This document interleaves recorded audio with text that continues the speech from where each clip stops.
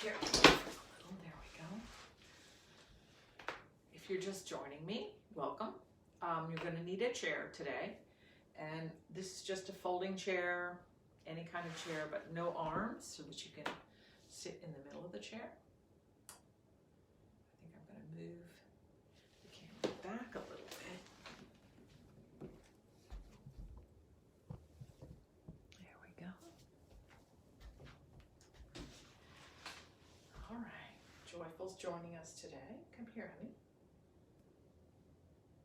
Joy? Hey, Joy. Joy, are you going to come join us?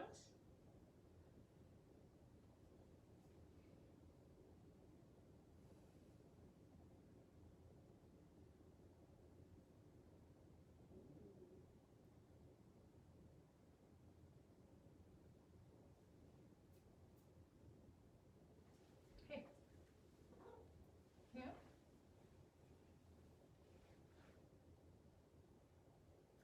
I wish that I could offer you the smells in this sunroom today.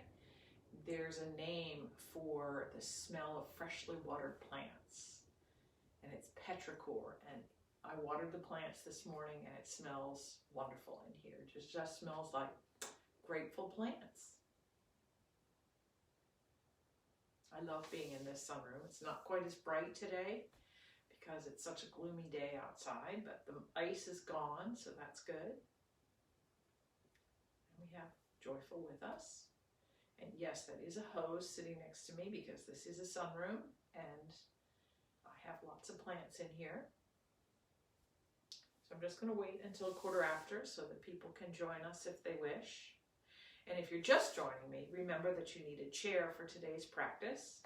We're going to work on some different ways of doing hip releases. You can come up, sweetheart.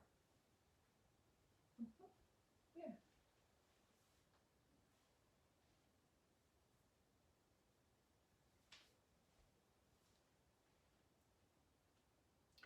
As always, if I invite you to do an action that your body doesn't like, please don't do it. We all need to take care of our own selves. We're responsible for our own well-being. And it's just, this is an opportunity to expand our well-being and to feel better. As always, the goal is to get up from our chair or our seat or whatever, feeling better than we did coming down. And that's the plan, and that's what we're going to do. And I have Miss Joyful to help today. She's such a helpy helper.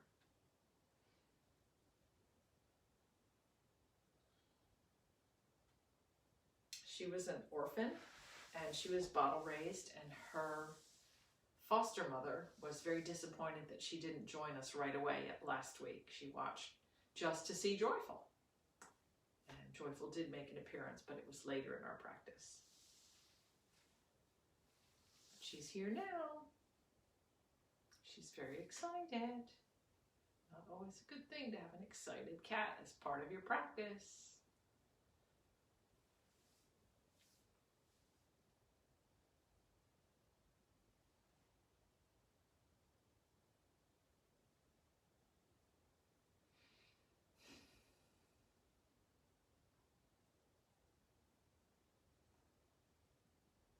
So as part of our preparation for the practice, you can find your balance, find an easy, comfortable seat in your chair, set your chair up so it's how you would like it.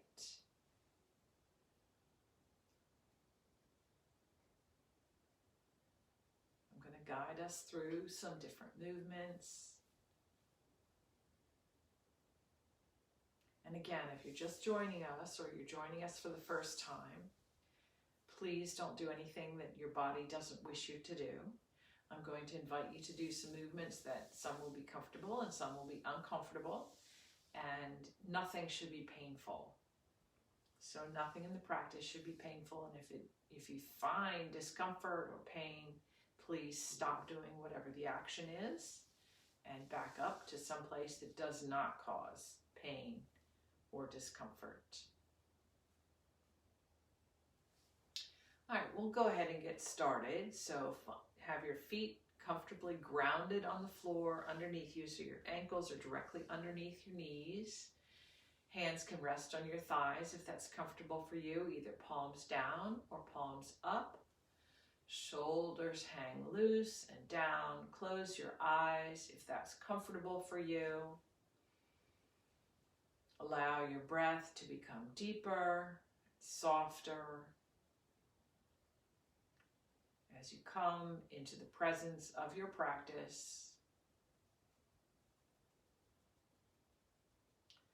Allowing your seat bones to be grounded. Notice if you have even weight on each seat bone, the same left and right. Allow your upper arms to be heavy. Shoulders hang down, long. Elbows are heavy. Your feet are grounded. Your hands are grounded through your legs. Allow your belly to be soft. Notice the quality of your breath at the beginning of our practice.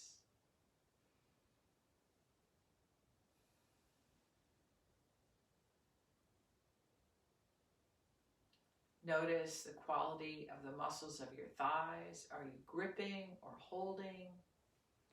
Or are you able to let your thighs be soft? Let the pelvis be in a neutral position, neither tipping forward nor rounding back.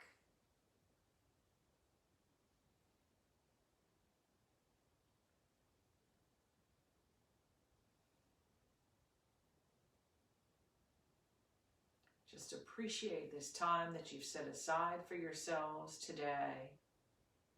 For the next 40, 45 minutes or so, we're going to be able to concentrate on how we can find more room and comfort within our bodies. Using the chair allows us to open the hips in a different way than we normally would, either standing or kneeling or sitting on the floor. We're going to have the opportunity to allow gravity to lengthen our psoas and our hips in a different way. Take a deep breath, open your eyes, interlace your fingers, palms away, arms overhead. Notice the weight in both seat bones, and now begin to stretch from side to side. And the object, you would like to have both seat bones stay the same, even weighted. The opposite side seat bone wants to jump up. It's always good to have a kitty helper. So as that opposite seat bone wants to jump up, lengthening that side body will allow that seat bone to stay a little bit more grounded.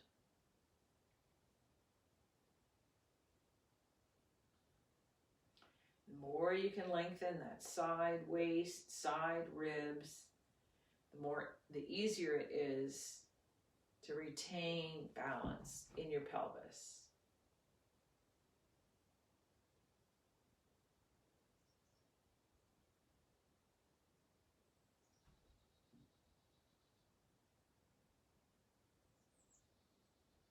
And now notice what happens in your shoulder blades as you continue this action.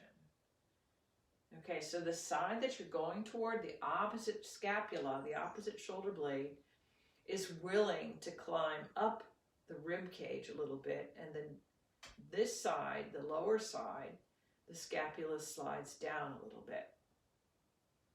Feel that movement of the two scapula in different directions.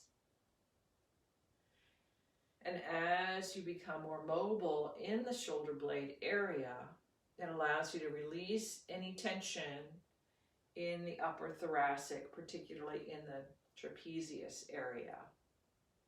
So the upper back, the upper spine area. And that's an area in which many people, none of us, but many people carry tension there.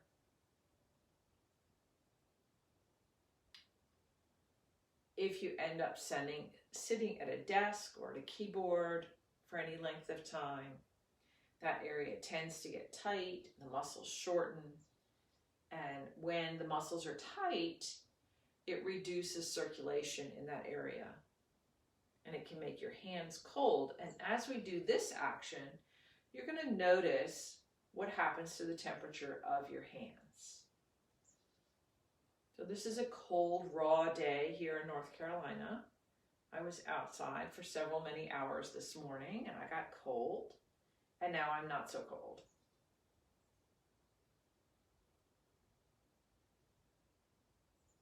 And come back to neutral. Release your hands and place your hands behind your chair, and I can hook them on the back of this chair a little bit, and then you're going to let your collarbones come really long, shoulder blades come together in the back, and I'm using some leverage on the back of the chair as I bring the front of my chest forward, gaze is upward. So I'm coming into a little bit of a back bend here, but I'm using the pressure on the back, from the back of the chair with my arms to pull my arms towards the back. And I want to do this without tightening the thighs, because they want to help. Just opening the front of the chest, opening the collarbones, opening the front of the rib cage, opening the sternum area, gaze is upward, opening the heart center. Isn't that interesting? It's so simple. Now, if your chair doesn't accommodate this action, you can interlace your fingers behind you. But that's a more active action, and this is more passive. So I'm just allowing the chair to pull my arms back as I bring my upper body forward a little bit. Isn't that interesting? And now release that action. I take my arms away, shake them out a little bit. Notice the temperature of your hands. Any change? Now allow your arms to hang down, and you're going to let that left arm go down, stretching that right side of the body. Gaze is upward, grounding that right seat bone. It really wants to jump up. Grounding, grounding, grounding. Grounding that right foot. Allowing that left arm to be super heavy, super relaxed.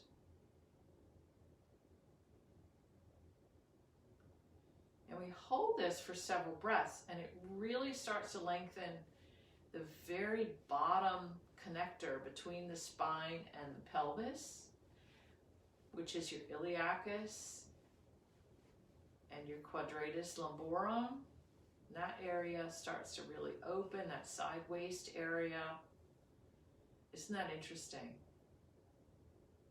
That's another area that people can carry a lot of tension in, that low back area. And here's just a really simple way to start releasing. And then inhale, come back up slowly. Notice how you feel. And then let that right arm be heavy. Left side of the body starts to open, grounding that left seat bone, grounding the left foot. Gaze is upward and to the left. Shoulder blade is down the back. Right arm is very heavy. Grounding that left seat bone, grounding the left foot. Reminding both thighs that they don't need to help here.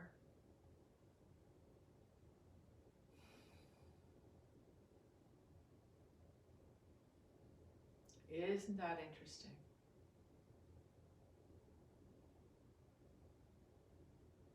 And we stay here for several breaths, allowing things to open slowly. Inhale, come back up. Shake it out a little bit. Notice how you feel. See, that's a very simple movement, and yet it can be really helpful. Okay, if you have shoulder issues, you're going to be super careful here, because this next action opens up the rotator cuff, and I have a lot of rotator cuff scarring and damage, so I'm really careful. But if I don't do this, then that scarring gets tighter and tighter and tighter. So we're going to bring our arms out to cactus position. So elbows are about the level of your shoulders, upper arms facing the sides of the room, forearms facing the ceiling, fingertips facing the ceiling. Now, just so you know, these are your extra special heavy arms. I'm just saying. So you're still going to let the shoulder blades come down and let the arms be heavy. Let them be heavy, but don't let them fall. Okay, this is the easy part, just saying. So here, we're going to have reverse cactus arms. So go really slowly, because there will come a point when your shoulders say, that's enough.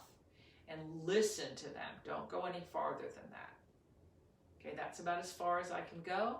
That's fine. If your arms go straight down, that's great. My arms don't go that far right away.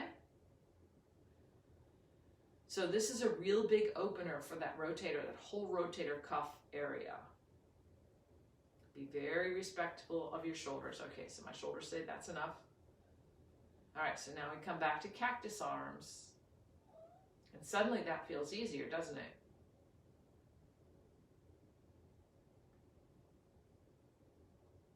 And now we go down to revolved or cactus arms. Okay, so I'm not going to go very far this time. How about that? Sometimes you can go more the second time, and apparently today, not so much. Doesn't matter. It's all about exploration, isn't it? And come back to cactus arms. And fold the elbows in towards each other and release down to your thighs. And shake it out a little bit and notice how you feel. This is not supposed to be fun, okay? Sorry. Not every single pose is really fun. Cactus arms places your shoulders in a position where they don't normally go. So we're taking you out of your normal range, and that's sort of the point, so that you can have more range. Okay, so now we're going to do eagle arms, and everything we do in yoga is super slow except eagle. So here's eagle. So arms go out to the side, and then quickly you're going to bring your arms together, wrap them over each other so your palms either face each other or the backs of your hands face each other. So you cross above the elbow, as far above the elbow as you can. So my palms come together. You could have the backs of your hands together. That's fine. And if you can't do it at all, you can just hug yourself.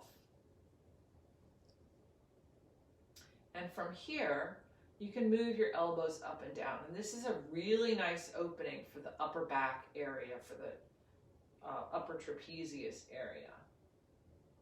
Now, eagle, it's called eagle. It's Garudasana. And Garuda is not actually an eagle. It's a mythical bird that could fly all the way across the Himalayas without resting. And this is called eagle pose because your arms are in front of your eyes, so your gaze is split like a raptor, like a bird.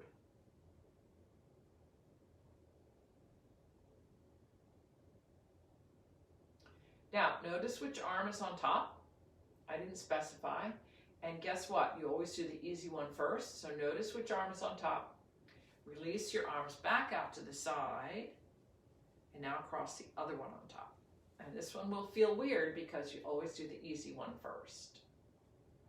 Shoulder blades come down your back. Palms together, or backs of the hands together, or hug your shoulders. Any of those variations is fine. And if you like, you can move your elbows up and down. Shoulder blades come down as far as they're interested in coming. And because this is your unfavorite side, you may or may not come to the same hand position, and that's all fine. You just notice stuff. It's all good.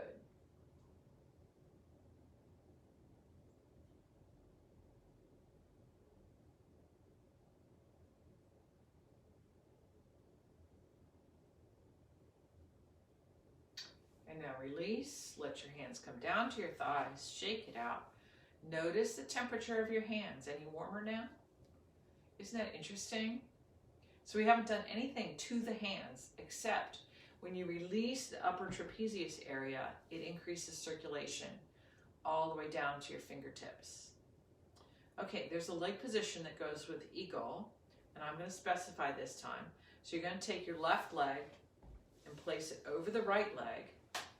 Let both legs extend if you want, and you can hook your toes around the calf of the opposite leg. And this is much easier to do when you're seated. This is typically done as a standing pose, as a balance pose. We're going to do the leg position by itself today. Little cat assist. Everybody needs a cat assist. So notice that this begins to open the outer thigh area, the outer hip area.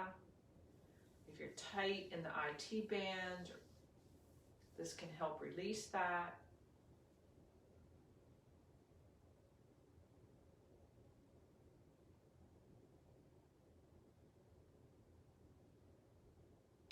And now uncross your legs, wiggle around a little bit. Notice how you feel. Now the left leg comes towards center, right leg crosses over, and then the right toes hook underneath that left calf. And notice one side is always different. One side's easier and the other side's not as easy. And it's just, you don't have to make it even. You have to observe.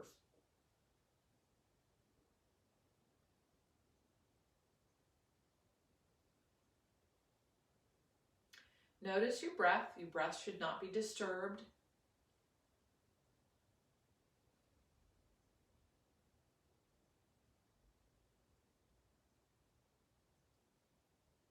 Thighs stay soft here. Now unhook your toes, uncross your legs. Both feet come down to the ground. Wiggle around a little bit. Notice how you feel. I promised some hip openers. We got more hip openers to come. Now we're going to combine the upper body and the lower body portion of eagle. So this time you're going to cross the left arm over the right, and the arm that's on top, the opposite leg goes on top. So we'll do the arms first. So right arm on top, wiggle around. So the right arm is top, it's going to be the left leg on top. So wiggle around. Wrap around. If you can reach through behind your calf, that's great. If you can't, that's great. So this can be a standing pose, and at that point it's a balance pose. And today we're not going to do it as a balance pose. We're just going to use it for flexibility, primarily in the upper body, but also in the outer hip area.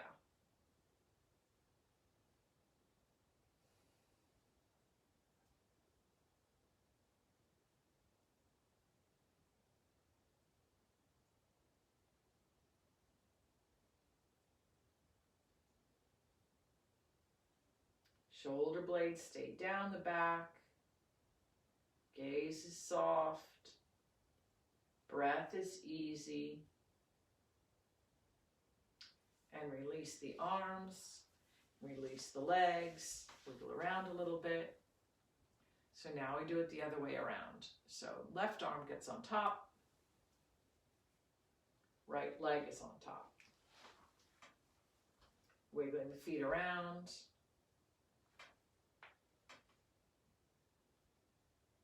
Notice that one side is easier than the other, and that's normal.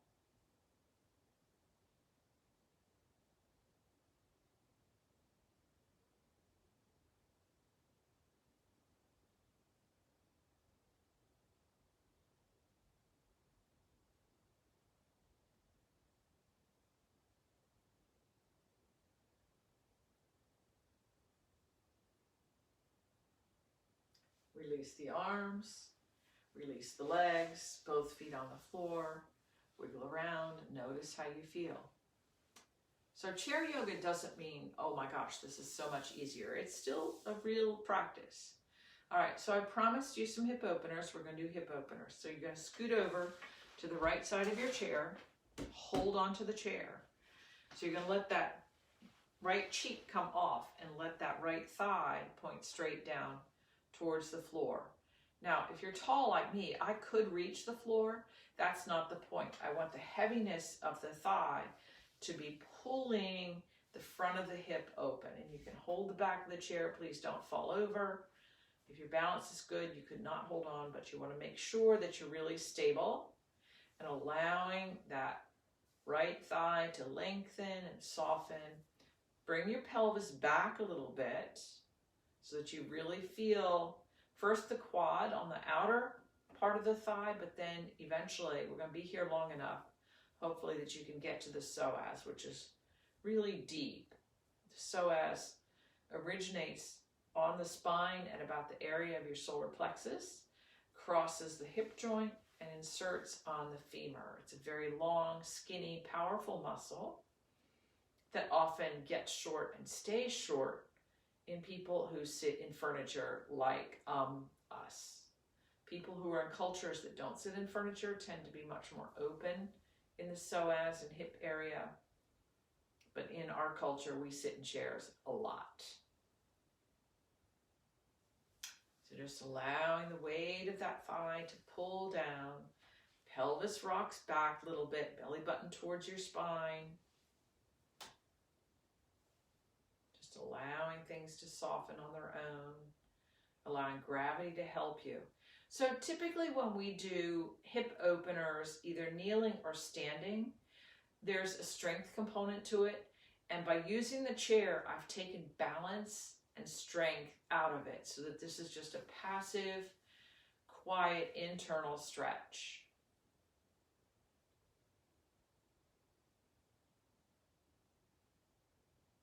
I suppose there's some balance component, but it's very small. Whereas if we do this standing or we do this kneeling, there's still a pretty significant balance component. And today I want to take that out. Now to come out of this pose, lean to the left, draw that right leg forward, come back into the middle of your chair, wiggle around a little bit. Notice how you feel.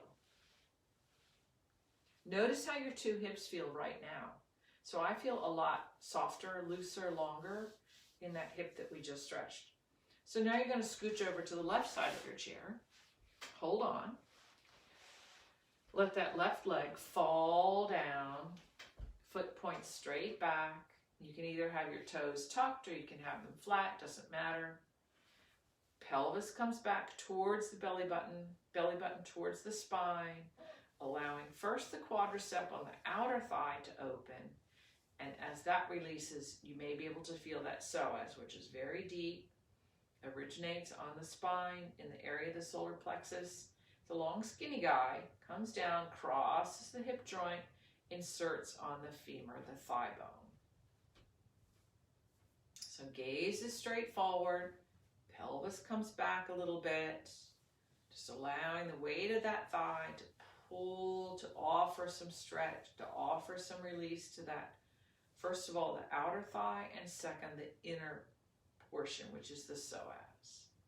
We're just going to be here for a little bit so that that left seat bone is a whole lot less supported by the chair. You're over to the side so that you can allow that whole side of the pelvis to release also.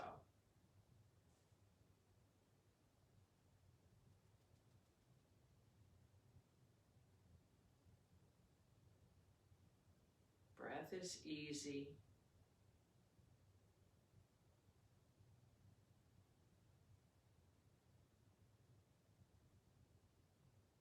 And now to come out, you're going to lean to the right, draw that left leg forward, come back to the center of your chair.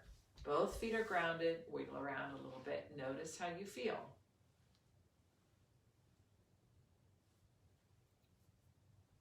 Okay, so now we're going to do a seated pigeon. Okay, so you're going to come towards the front edge of your chair, ground both feet, bring your feet close together, and you're going to take that right ankle on your left knee and allow that outer hip, that knee, to fall to the outside as much as it's interested in. You keep that foot flexed to protect the knee. And notice that this may be a different position than you would get, say, if we did this lying down, or if we did actual pigeon, which would be with more on our front body. So it's just a different way to access the same movement as pigeon, Again, taking strength and balance out of the movement by using the chair. Upper body is tall and erect. Hands are grounded on your leg anywhere you like. Just allowing that thigh to open as much as it's interested in. It doesn't matter. You don't need to push it. Please don't push it. Okay, many people, those of us that sit in furniture, are tight in the outer hip. And here's a release for that outer hip. But you keep that foot flexed, and that helps protect the stability of your knee.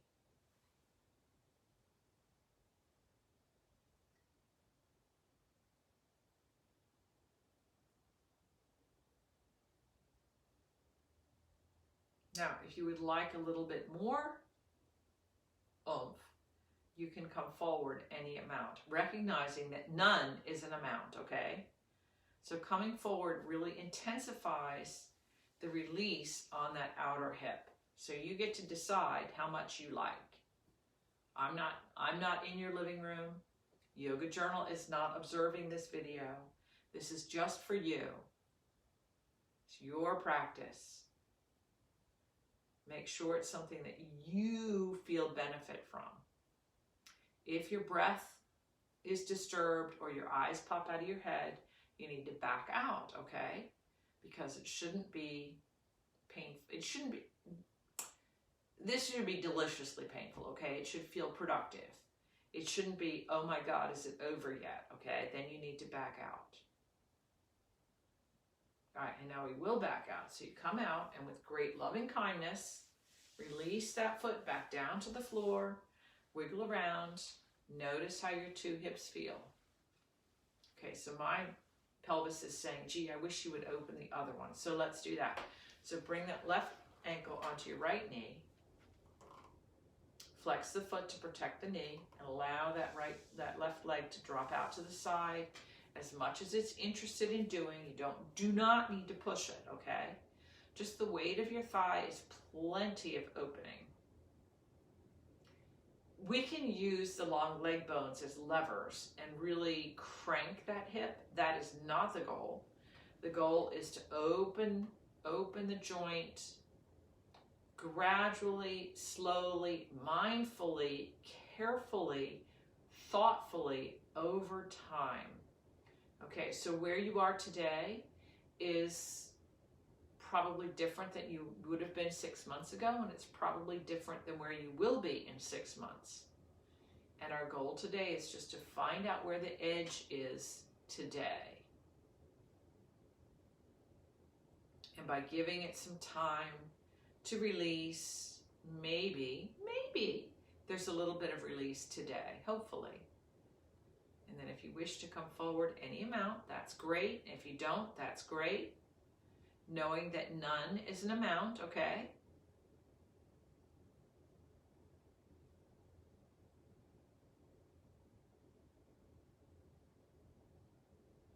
Isn't that interesting? Hips are really important, okay? So our hips support us and are important in every activity that we do, from the time we sit up in bed in the morning to the time we lie back down. Our hips are busy supporting us. So we have to give them a lot of credit, a lot of loving kindness, take good care of our hips. All right, now to back out, upper body back, great loving kindness, untangle your legs, let both feet be grounded, wiggle around a little bit, notice how you feel. Isn't that interesting? Okay, this one is delicious. And I'm going to give you a warning that when we come back out really slowly, because this will lower your blood pressure. If you have problems with low blood pressure, you might want to sit this one out. So now your feet are going to go really wide. And you're going to come down between your legs. And you can let your hands rest on the floor. If you don't reach the floor, you can rest on your shins. But take support from something. Gaze is down here. Isn't that nice? So allowing the adductors to open a little bit. And you can have this, it's very helpful to have a cat on your back. You can have this be passive, or you can make it a little bit more active by squeezing your thighs onto your shoulders if you like.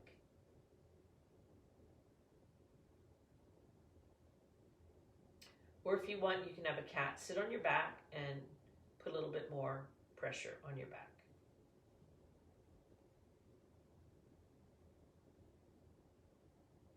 So this should feel like a resting position here.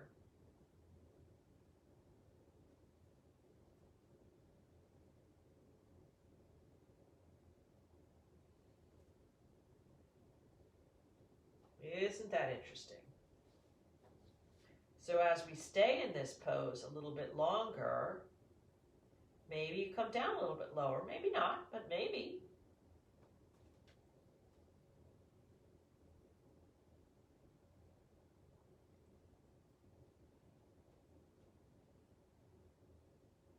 All right, now we're going to come out really slowly.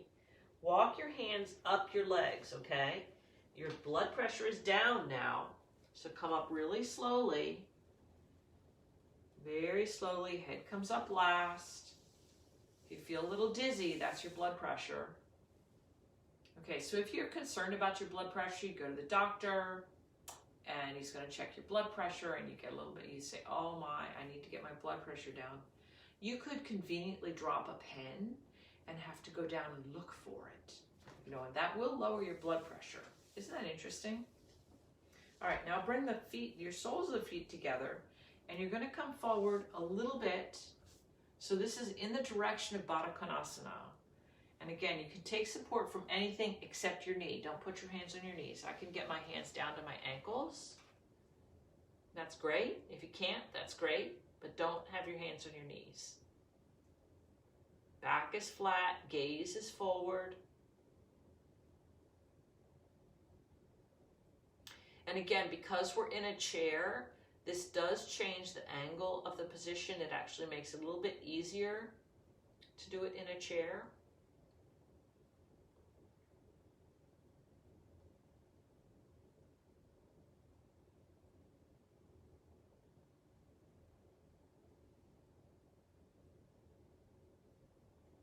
Now walk your hands back up your legs. So this one doesn't affect your blood pressure quite so much. Feet are grounded again. All right, now we're going to do a simple twist. So we'll twist to the right first. So take your right hand to your left knee. And this chair has a little hook on it, and I can hook my elbow on that edge of it. If you don't, you can hold on to it with your hand. So you allow the twist to initiate inside your pelvis, and it comes all the way up your spine, and it stops at your neck. So your head is not involved in the twist. Grounding both seat bones. Even weight on both seat bones. Notice that that right knee wants to go forward. Bring it back. Don't let it do that.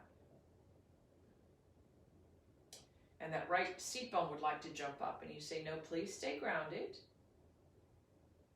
And as you inhale, maybe the spine gets a little taller. And as you exhale, maybe a little bit more twist. Don't push. This is just about allowing the twist to go as far as it wants to today. Grounding that right seat bone. So that left shoulder blade comes towards the body. Left shoulder blade comes away from the midline of the body. Just a very simple supported twist.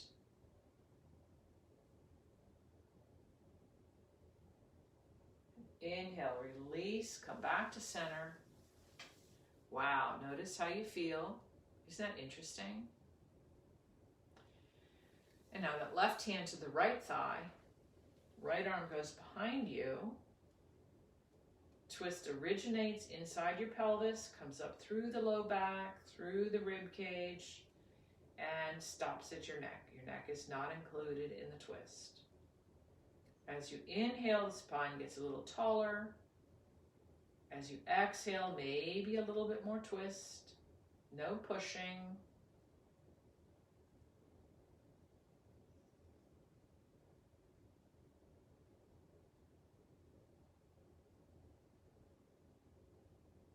Gaze is soft.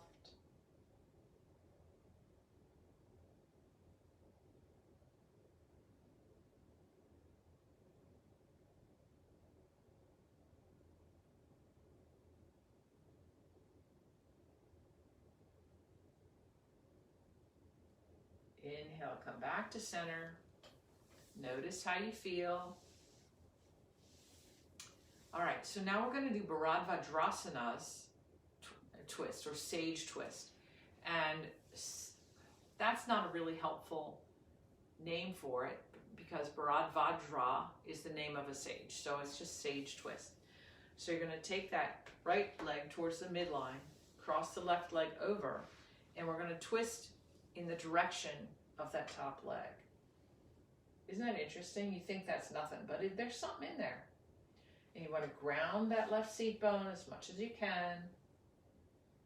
And you can use that left elbow against that left leg a little bit to increase the twist, just a little bit.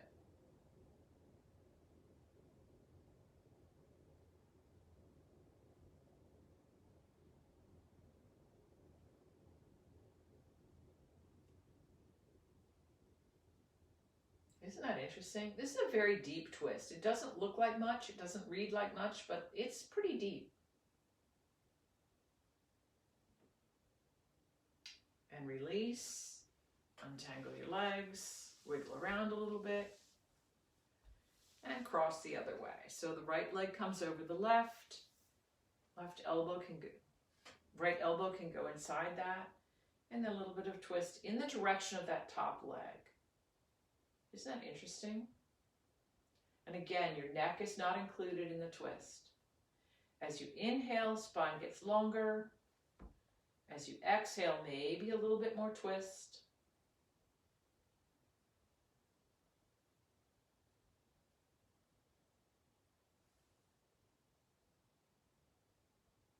Isn't that nice?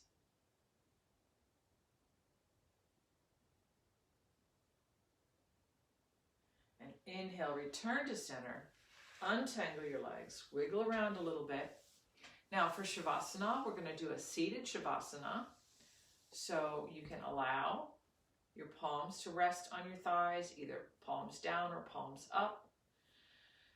Close your eyes if that's comfortable for you. Really grounding through both seat bones.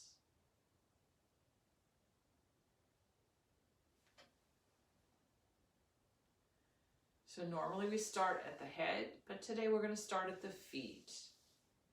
So find the four corners of your feet. Allow your feet to be heavy and grounded. Feel the softness of your knees. Let your thighs be heavy. Notice how your hips feel. We did some hip openers today. Even weight on both seat bones. Allow your pelvis to be in a neutral position. Lower back is wide and free. Your rib cage rests directly over your lower back. Allow your organs to settle into your abdominal cavity. Feel your diaphragm lifting with your breath.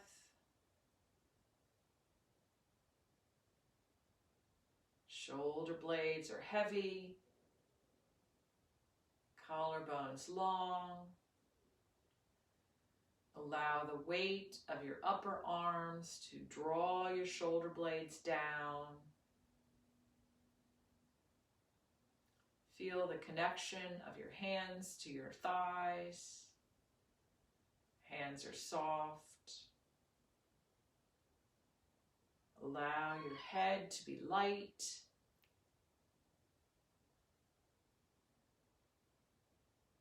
Facial features are soft. Allow your jaw to soften. Your tongue rests in the bottom of your mouth. throat is open, crown of the head floating up towards the ceiling, towards the sky.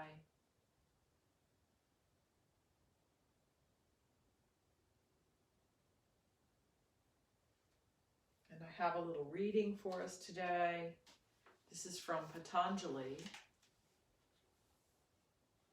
When you are inspired by some great purpose, some extraordinary project, all your thoughts break their bonds. Your mind transcends limitations. Your consciousness expands in every direction, and you find yourself in a new, great, and wonderful world.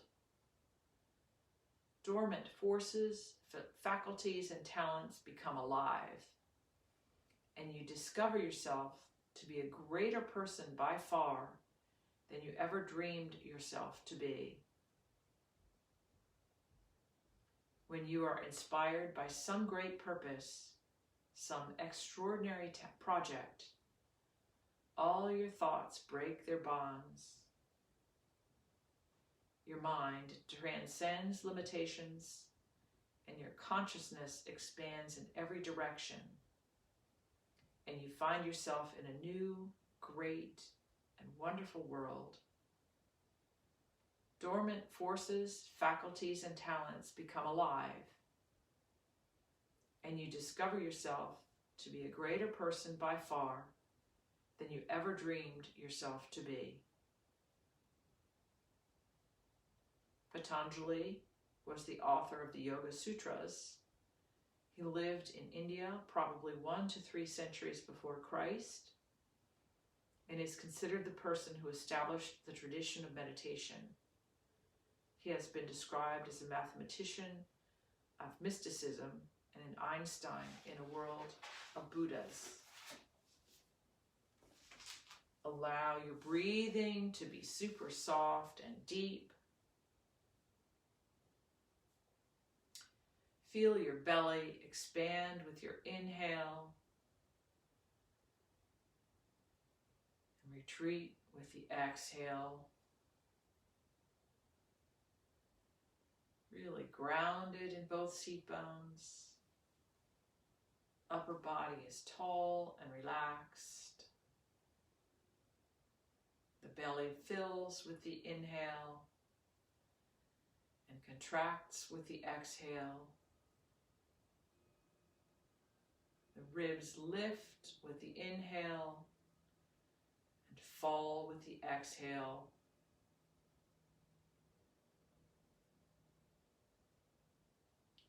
And now begin to bring yourself back to present.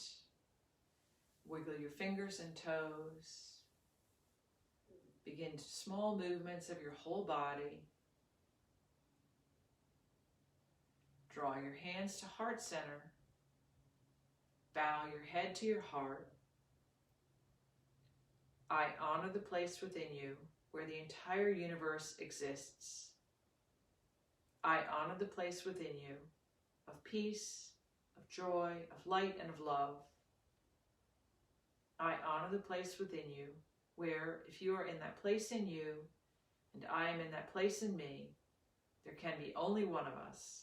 Namaste. Rub your palms together to generate warmth. Place your palms over your closed eyes. Open your eyes into the darkness and return your hands to heart center. Thank you for sharing your practice with me. I'm so glad you could join us today. I hope this was helpful to you. And when we stand up and move around, we feel better than we did coming into our practice. That's the goal. Namaste. Thank you so much for coming. If you're interested in Patanjali, he is considered the father of yoga, or the father of codification of yoga. He was a sage, and you can look him up, Patanjali, it's phonetic. The Yoga Sutras was his life work, and it delineates the philosophy behind yoga. He doesn't talk much about asana. He's mostly talking about using asana as a preparation to get your body ready for meditation, which is fundamentally what we use asana for as well. It allows our body to be ready to do whatever we want our bodies to do. It allows us to be prepared, to be ready for whatever we're going to ask it to do. So thank you so much for joining my practice today and sharing your practice with me. Thank you so much.